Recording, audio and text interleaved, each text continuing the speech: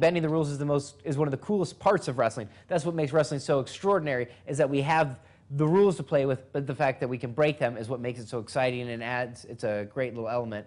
But I think they found that the rules had gone so far south with thousands of low blows every day that they had to really get rigid before they allowed the play to occur again. And so during this time, they had the refs, you know, $1,000 bonus, or I don't know exactly what it was. Right. It might have been more. Wow. Those refs are so rich. You wouldn't believe how much they get paid. Actually, they have a very, very tough job. They work really crazy hours and don't make near as much as wrestlers. Okay, so let's go through the ages. Malenko, bitch. I love, okay, that's my favorite wrestler growing up. Like, right. So one, definitely not a bitch. I mean, I'm about backhanded you for saying that. No, Malenko's awesome. He was a great guy to work with. Okay. Yeah. Hayes. Michael Hayes was not a producer.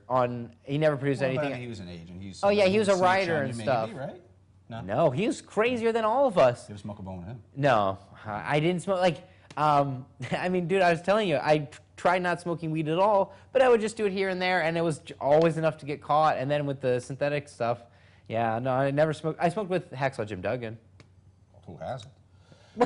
That's a big deal to me, and now you make it seem insignificant. All right, that's the last time I tell you anything good. Daniel from Finland. During your time with WWE, which wrestler was the biggest prick to you, and who was the nicest? God, who was a prick? I really wish I had a good answer, but everybody's so nice to me.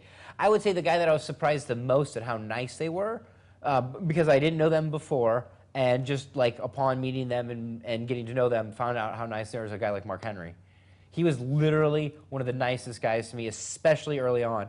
There were tons of people who went out of their way to be nice and to, you know, to say hello and to encourage me. But Mark Henry took a very active role in it, and took an active role speaking out about my talents early on, and just always went out of his way to be cool with me. And he also is nice to strangers, like in airports and stuff. Like when he sits down in an airplane seat and you're sitting next to him, like you got to be just a little terrified. Huge dude, predator dreads. For me or people that kind of are around wrestling, it doesn't even faze me, his size and stuff. Like, you don't even think about it. Right. But normal Granny, who's sitting on the plane next to Mark, is terrified. And so he always... You're not saying this because he's black, right? No, it's because he's gigantic and huge and black. So, you know, this poor Granny. And anyway, he always just talks to me, starts up a little small conversation just to put him all at ease. Like, he's just a super nice guy, good to his family, man. It's just great. It's, yeah. I always say everybody is nice to me, so sorry. No assholes. All right, a video from Taz. You want to hear from Taz? Sure. You must have liked Taz. Matt Yeah, Bourne. I love Taz. There he is. Not this I one. mean, Evan Sydal. I mean, what the fuck ever your name is. This is Taz.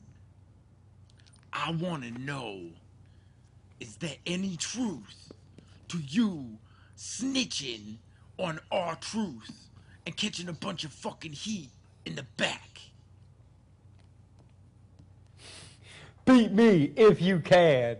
Survive if I let you.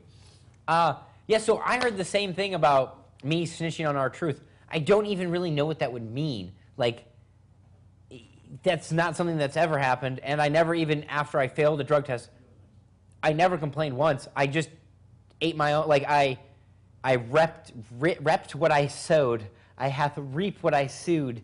And so I never said anything about R-Truth to anybody. Snitching on him for use of an illegal substance, you mean? Yeah, because it was after I... You're not saying it's because he's black, right?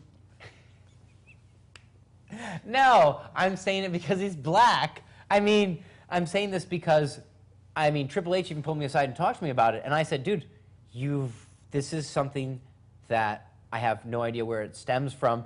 What I think it stems from is people assuming that there were a lot of guys on the roster that were smoking spice, and so why didn't they all get busted? Why did only one guy? Well, guess why I got busted? Because I smoked spice the day before a test. Right. That's why I got busted.